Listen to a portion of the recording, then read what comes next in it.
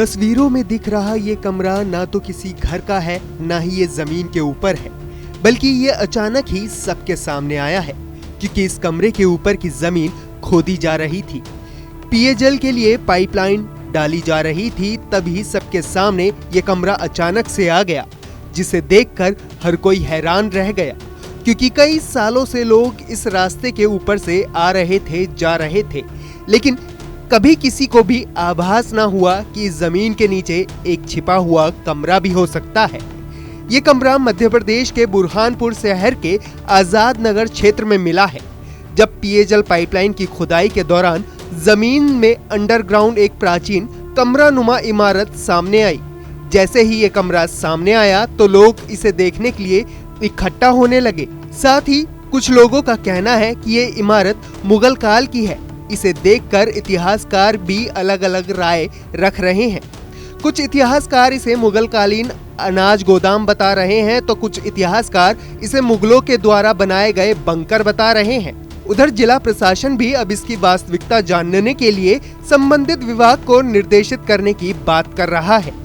मुगलों से लेकर फारूकी बादशाहों ने यहाँ पर अपना अस्तित्व छोड़कर गए हैं।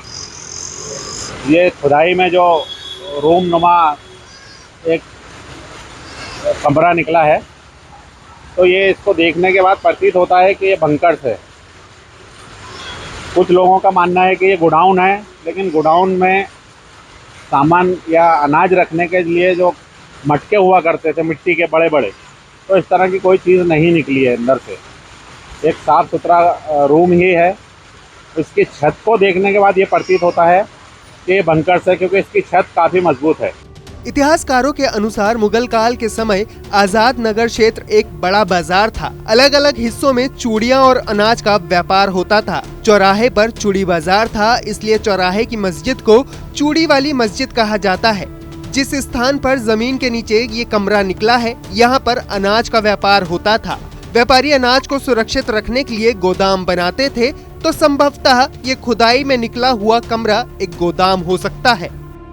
ये बहुत पुराना स्ट्रक्चर तो नहीं लग रहा है, लेकिन क्योंकि वो खुदाई के दौरान निकला है और उसका कोई एक्सेस खाली उस रोड के थ्रू ही निकल रहा है, तो सेफ्टी पर्सपेक्टिव से हम इसको दिखवाएंगे और उसमें अगर कुछ हिस्टोरिक पॉइंट निकल कर आता है तो उस नजरिए से भी देखा जाएगा। हम इसके भी जांच कराएंगे। जो इमारत जो जमीन में निकली है उसके ठीक ऊपर कुछ भवन भी बने हैं, तो क्या उसका फिटनेस वगैरह भी चेक किया है? बिल्कुल, वही मैं कह रही हूँ कि प्रायोरिटी तो अपनी सेफ्टी की रहेगी, क्योंकि उसके ऊपर अगर कोई कंस्ट्रक्शन हुआ है तो उसकी सेफ्टी देखनी पड़ेगी। फाउंडेशन कितना डीप गया है, एक कमरा बेसमेंट नीचे है तो उसके नीचे ही फाउंडेशन होना चाहिए। तो हम संबंधित संस्था या जो भी मकान ओनर है उनसे भी पता करेंगे और उसके बाद अगर कुछ इतिहास का एस्पेक्ट दिखता है तो उसके बताएंगे। बुरहानपुर मुगलों की छावनी थी।